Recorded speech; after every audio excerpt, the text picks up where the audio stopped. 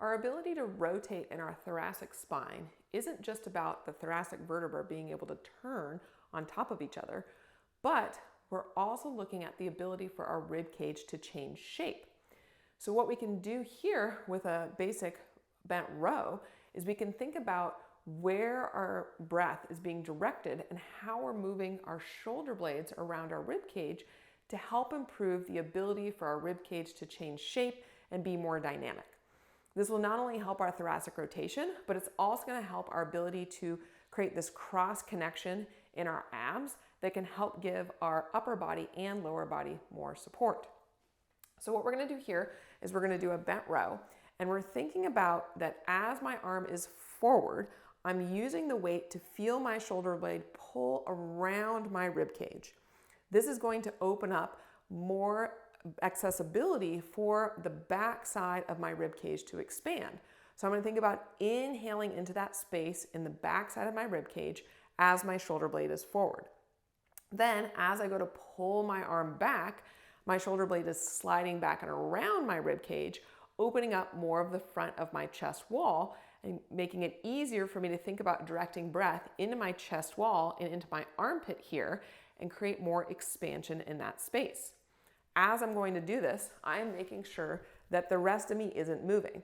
So I'm going to let my shoulder blade slide back and around, and I'm going to have to think about keeping my sternum here kind of pointed towards my left hand, keep pushing with that left arm to help isolate that movement of my shoulder sliding around my rib cage. Then as my arm comes forward, I'm making sure I'm not sagging forward, but keeping my ribs back to help again with that disassociation. So what we can do to start off is do a little test-retest. So you can lay on your side with your knees stacked. You're making sure that that top knee doesn't move to really isolate the movement in your rib cage. You can put a hand on that top knee and turn and look behind you and see how far you can go and what that feels like. Testing one side and then turning over and testing the other side as you go back there. You can also take note the quality of movement. Do you tend to flare your ribs, or does everything kind of stay stacked one on top of the other? The other way that you can test it is you can test it in sitting, where you're either sitting on your heels or sitting in a chair, and you're making sure that, again, your knees aren't moving, so we're isolating this movement in our rib cage.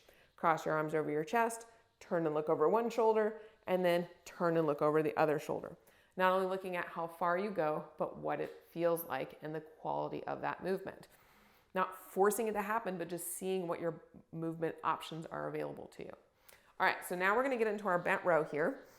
And you can choose either feet on either side of each other, or you can have 1 foot back and 1 foot forward with it. If you choose to have this 1 foot back, make sure your hips aren't turned away from that front leg, but thinking about sitting back into that glute of your front leg, okay? So my feet are going to be here. I'm going to have the weight. I'm giving a press with this left arm to help my ribs come back. I'm making sure that I'm not overly rounding here, but I'm maintaining length through that spine. Now I'm going to have the weight, and I'm going to feel it pull my right shoulder blade forward and around my rib cage, keeping my abs back, keeping that left arm pressing to help expand the back of my rib cage. So I'm going to inhale into my back and sides. Exhale, think hip bones, abs, ribs pull around towards each other and compress back. And then now I'm going to slowly pull my right arm back, thinking about that shoulder blade sliding back and around.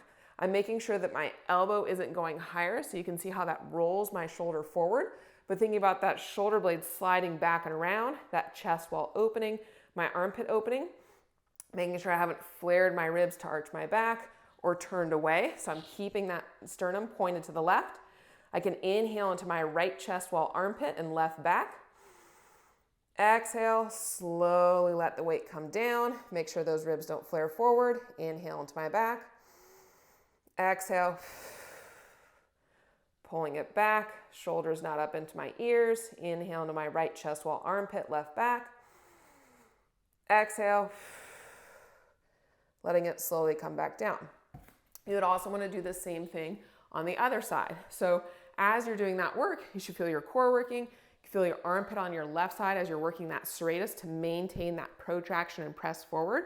And then you should feel the backside shoulder blade muscles working of my right arm here, not the front of your arm, down here or up into your neck or your back muscles with it.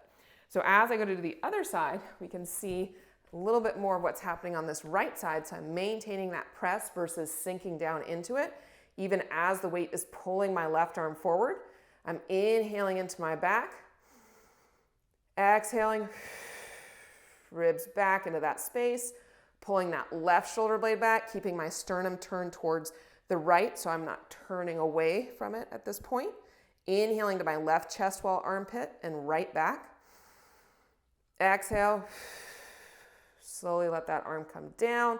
Don't let those ribs flare. Inhale, exhale, pull back. Left shoulder blade slides around. Chest wall opening and armpit. Exhale, letting it come back down.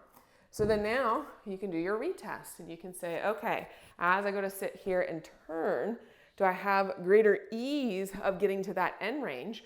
Am I able to keep my rib cage stacked over my rib cage where maybe before I was shifting one way or the other? And then if I go to retest my side lying here and I come back, do I have increased ease of getting back there? And then same thing coming the other way. Do I have increased ease getting back to where I started? So it's a fun way where you're working on strength and mobility at the same time because everybody loves multitasking.